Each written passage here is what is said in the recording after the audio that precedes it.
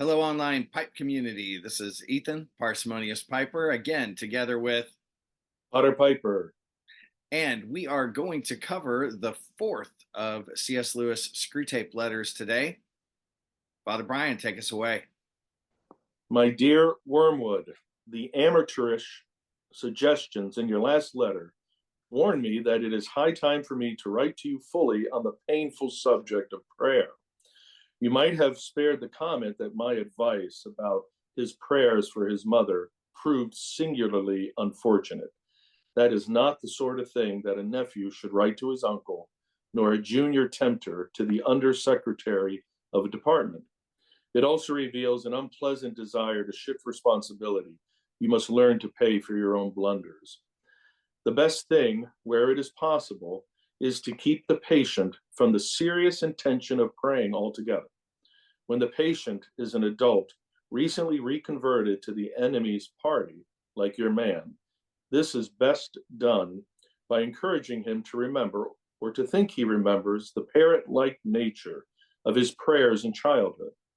In reaction against that, he may be persuaded to aim at something entirely spontaneous, inward, informal, and unregularized. And what this will actually mean to a beginner will be an effort to produce in himself a vaguely devotional mood in which real concentration of will and intelligence have no part. One of their poets, Coleridge, has recorded that he did not pray with moving lips and bended knees, but merely composed his spirit to love and indulged a sense of supplication. That is exactly the sort of prayer we want. And since it bears a superficial resemblance to the prayer of silence as practiced by those who are very far advanced in the enemy's service, clever and lazy patients can be taken in by it for quite a long time. At the very least, they can be persuaded that the bodily position makes no difference to their prayers, for they constantly forget what you must always remember, that they are animals, and that whatever their bodies do affects their souls. It is funny how mortals always picture us as putting things into their minds. In reality, our best work is done by keeping things out. If this fails, you must fall back on a subtler misdirection of his intention. Whenever they are attending to the enemy himself, we are defeated. But there are ways of preventing them from doing so. The simplest is to turn their gaze away from him towards themselves. Keep them watching their own minds and trying to produce feelings there by the action of their own wills. When they meant to ask him for charity, let them instead start trying to manufacture charitable feelings for themselves and not notice that this is what they are doing. When they meant to pray for courage, let them really be trying to feel brave. When they say they are praying for forgiveness, let them be trying to feel forgiven.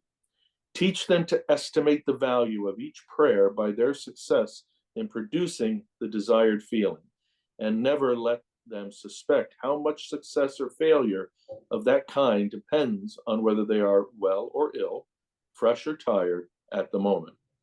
But of course, the enemy will not meantime be idle. Whenever there is prayer, there is danger of his own immediate action. He is cynically indifferent to the dignity of his position and ours as pure spirits, and to human animals on their knees, he pours out self-knowledge in a quite shameless fashion. But even if he defeats your first attempt at misdirection, we have a subtler weapon. The humans do not start from that direct perception of him, which we, unhappily, cannot avoid.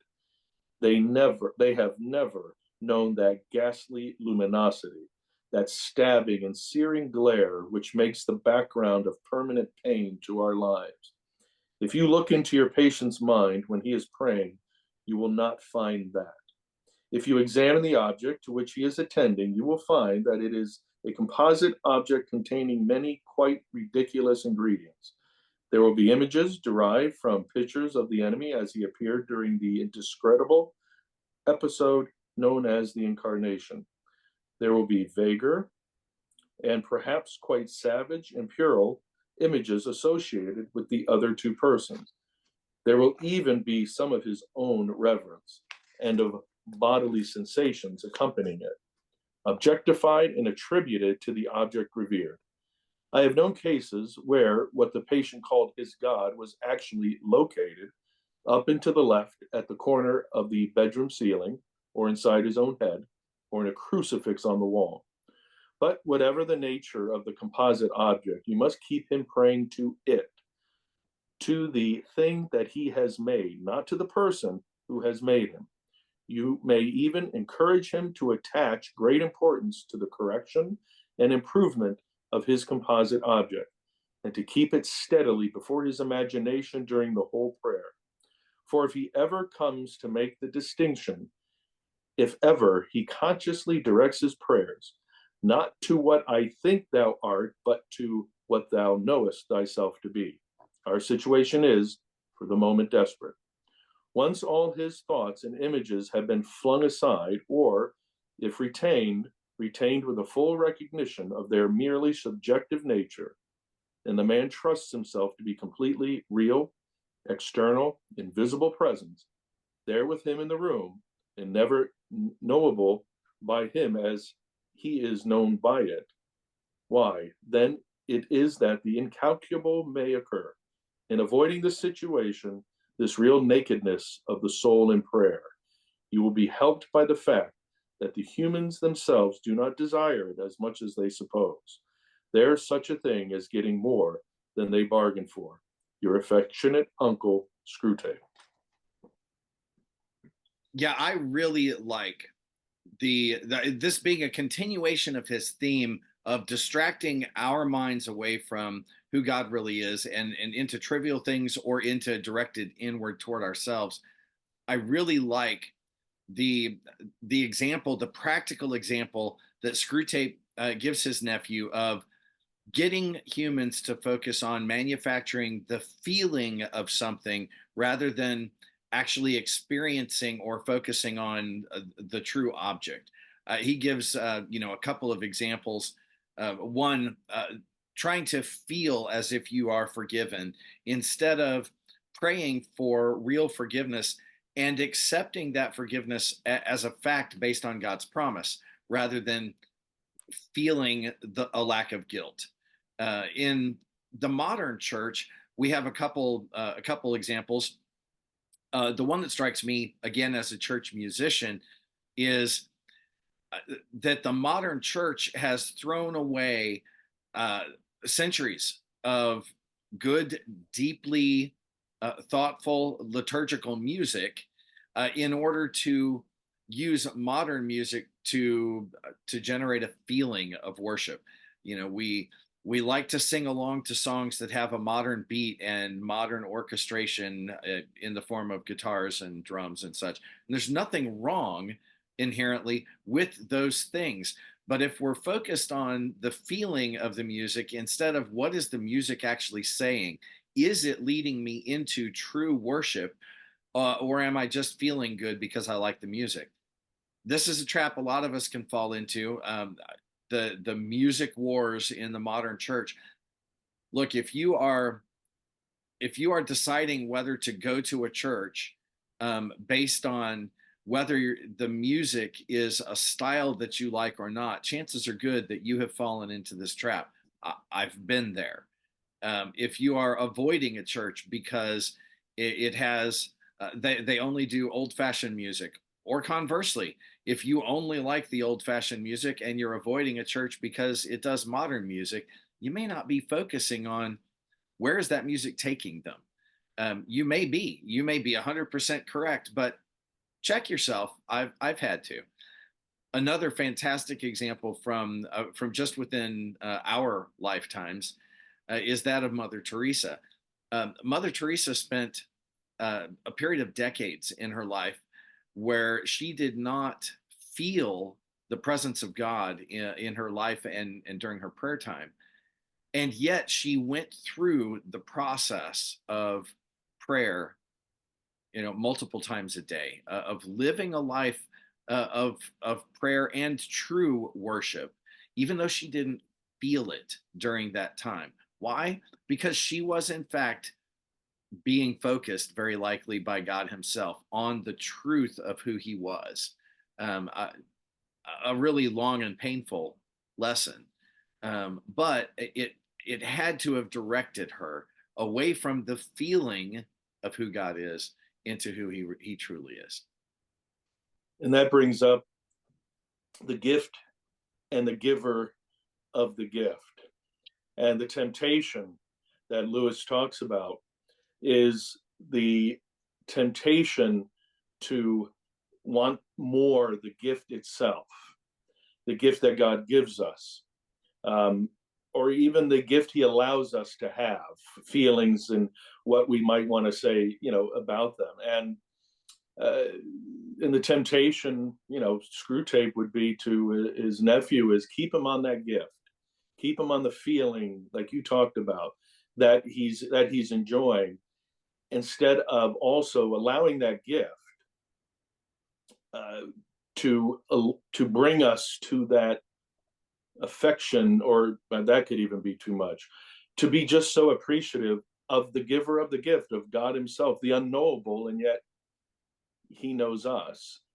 Uh, it brings to mind uh, a spiritual director that I had when I guess I was sharing and talking, and he asked me about prayer, and he goes, I want you to ask yourself a question when you find yourself praying. He goes, are you praying in a room? Are you praying into a room that is dark, hoping that God is there?